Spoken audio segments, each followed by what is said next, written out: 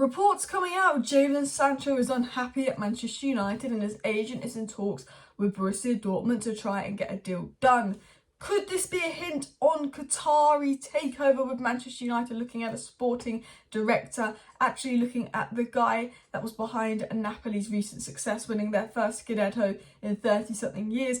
Alejandro comes out and does a really good interview about his time at United, his new contract, what it's like winning his first trophy at Manchester United, and a little bit on the takeover, but don't worry, we're not going to bore you with the takeover stuff because it's just getting boring and repetitive. So we're going to dive into today's video, so smash a like, smash the subscribe. Tomorrow we'll have my Manchester United versus West Ham squad reveal, predicted lineup, and any other relevant news that comes out tomorrow. And tomorrow evening will be United versus West Ham live, followed by a match reaction. So do subscribe for lots of content on the channel. But we're going to talk about the news. We're going to talk about the sporting director news. We're going to talk about the Sancho news and general news. So let's start with the Sancho story. It was said Manchester United attacker in contact with Bundesliga outfit over transfer. Expensive asking price revealed. So the story came out to say that there is contact going on between Sancho's camp and Dortmund. And this has been a rumour that's been floating around a little bit. There's also been rumours that Ten Hag will be willing to let Sancho go because he needs to raise funds for the summer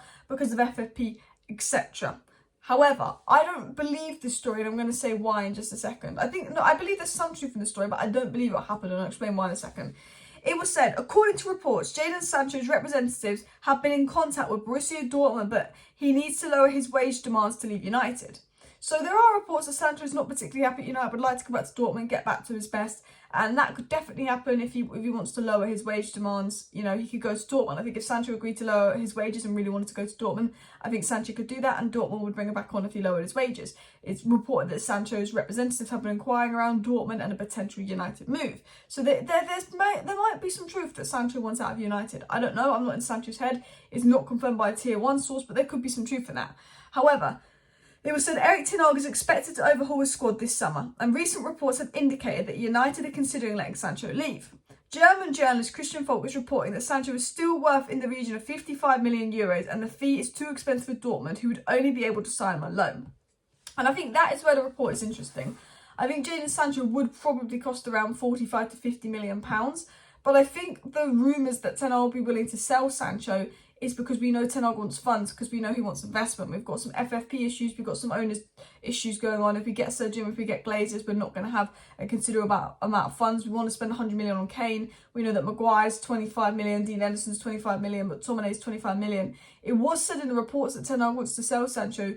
It would be to raise money. Sancho's not on the top 5 players that Ten Hag wants to sell, like Maguire and Bailly and Telles. Sancho's not on like his let me sell priority list. I think Ten Hag has players that he would sell to make a bit of money off and players he plans to sell.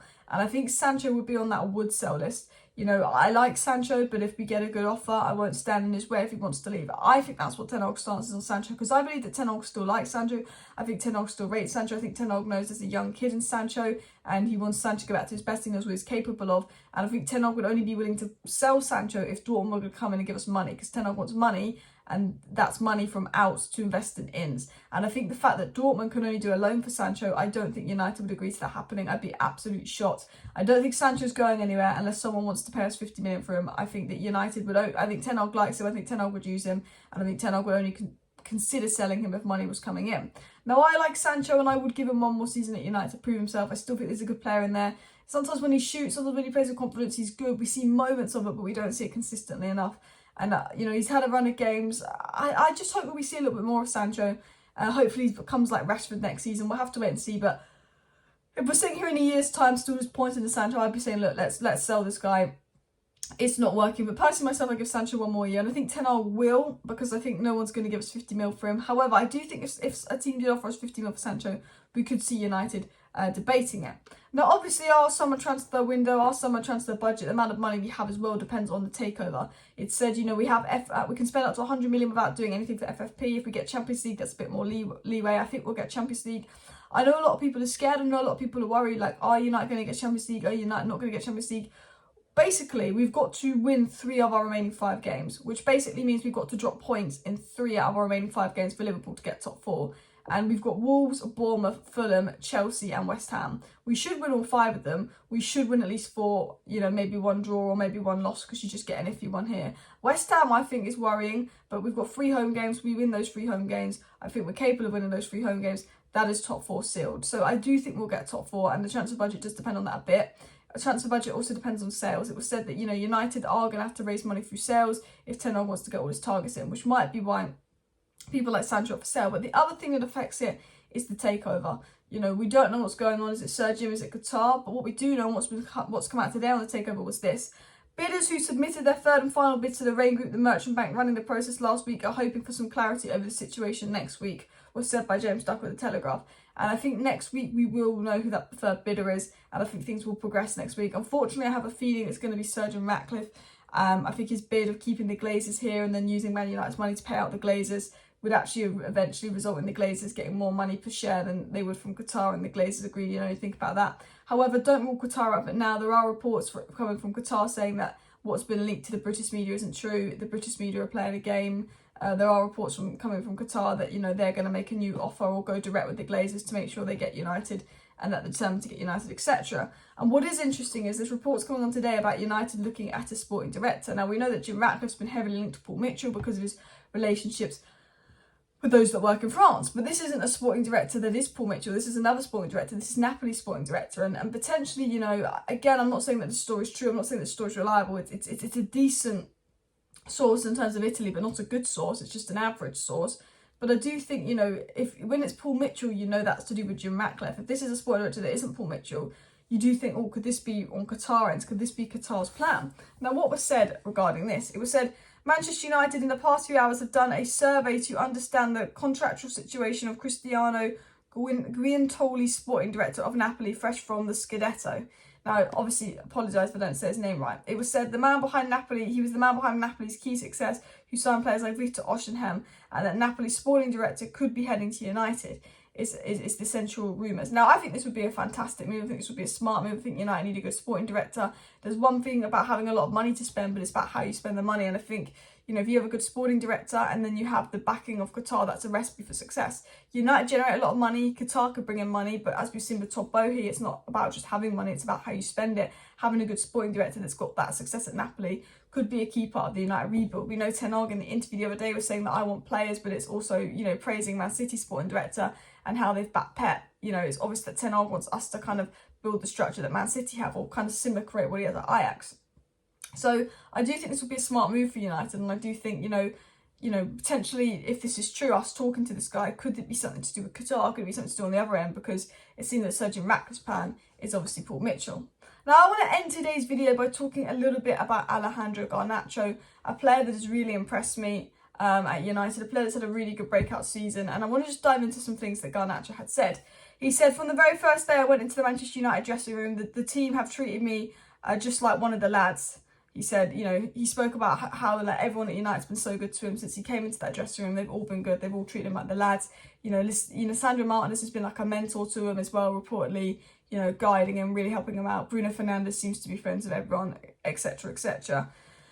He said, nobody in their life would have ever imagined me at just 18 years of age already winning a trophy with this club. Manchester United having helped them to achieve that as part of the team. He says, I hope to help the team. I'm still a young player. I'm only starting out and it's my first full season at first team level. I've got some good attributes and maybe some not quite as good, but really I have to keep improving all aspects of my game. And I think Garnacho's interview was very good and very honest. He's saying, you know, I can't believe that I'm 18. I've won my first team trophy at United and I've actually been part of that trophy. I've helped them out. You know, I've got some parts of my game that are really good. It's my first full season, but obviously there's other parts that aren't good and I need to keep improving. And Garnacho really knows that he needs to work hard and keep improving and stay on the right track. And I think that's really good. And what I actually like about Garnacho is, yes, he's got a girlfriend. Yes, he's having a kid at a very young age, but I almost think it's a good thing in a weird way, because a lot of people say he's 18, having a kid, la-di-la, but I think what's really important for young players is family and guidance and stuff.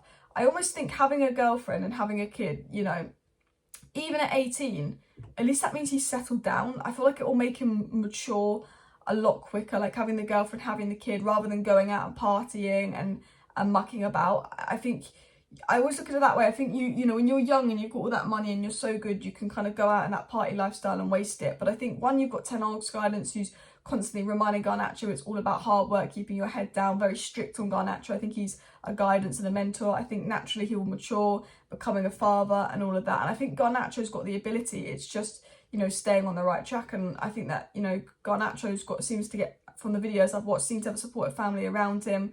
You know, Ten Hag seems to be good around him, and I really believe that Garnacho can go to the very top. I'm really excited. I think we've missed him. He could be back for the West Ham game tomorrow. I will do a Man United versus West Ham lineup prediction video tomorrow, but I think Garnacho is a player that, you know, has really impressed me. You know, a few incidents at the start of the season, but he was 17, and I think, you know, this season he's really shown what he can do, and I think hopefully he keeps his head down, keeps working hard. But that is the news on Sancho, Garnacho, a little bit about United Sporting Director, and a little bit about the takeover. I hope you enjoyed today's video, guys. Make sure you smash a like, make sure you subscribe.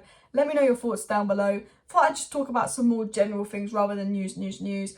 Obviously, the summer's going to be big. I can't wait until this takeover's sorted and I can actually talk about transfers, etc. And hopefully the transfer window isn't like De Jong, where I'm talking about one saga for 3 months. Hopefully we get Qatar, we get a good sporting director, and we can bish bash bosh and get some of these deals done. Smash a like for Glazers out. Thank you for watching. See you next time. Bye.